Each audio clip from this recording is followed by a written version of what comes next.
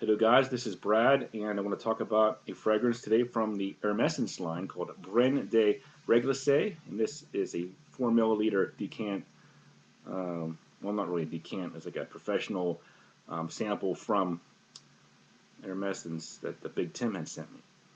And this fragrance came out in 2007, classified unisex, and as an Oriental Fougere, had base notes, 3 positives, 6 neutrals, 2 negatives, and in the note breakdown, we have lavender, licorice, vanilla, hay, and leather.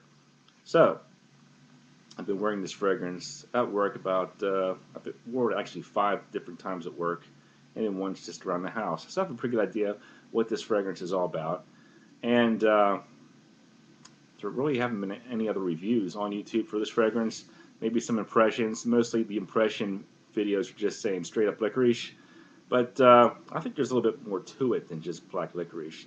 In the opening, I'd say the first 20-30 minutes, it is pretty much just a straight up blast of black licorice. So imagine your favorite licorice candy, like for me, probably black Twizzlers. After about 20-30 minutes, it does change. So it starts to kind of bring out some of the other notes, the hay and the vanilla. So it kind of almost smells like a caramelized hay to my nose. I'm not really sure what to make of the lavender note. I'm no expert on lavender. I know some people are saying that the lavender note in this fragrance is fantastic, and that Jean-Claude Elena did a wonderful job with the lavender note in this fragrance. I can't really say. I'm not, really an expert on lavender, but yeah, black licorice and then the caramelized hay. And that's okay. It's a nice smell. It didn't really blow me away. And also the projection longevity was really bad, I thought. I'd say once the licorice dies off, pretty much the rest of the projection longevity is gone with it. It's just very subtle, close to the skin, which I think is pretty much a common, a thing with the Jean-Claude Elena fragrances. It did kind of remind me a little bit of vetiver tonka. Not that it smelled like vetiver tonka, but I did mention the caramelized word with vetiver tonka. I say caramelized vetiver. This I say caramelized hay in the dry down. So I think this one has a similar sweetness to vetiver tonka, but it's not quite as interesting because I don't think hay is quite as interesting as vetiver. So let me get into some scores here. The smell, well, the straight up licorice smell to me is okay, 6.5 out of 10. The dry down with that caramelized hay smell, a little better. Nothing groundbreaking or nothing would blow me away. It's about 7 out of 10 for the dry down smell.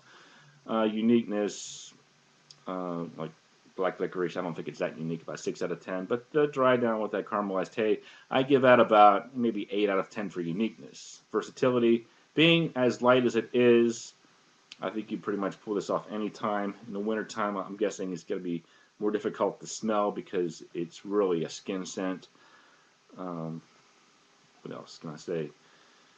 Some more fragrances. It's hard for me to say because I don't think I've really encountered any other hay note fragrances.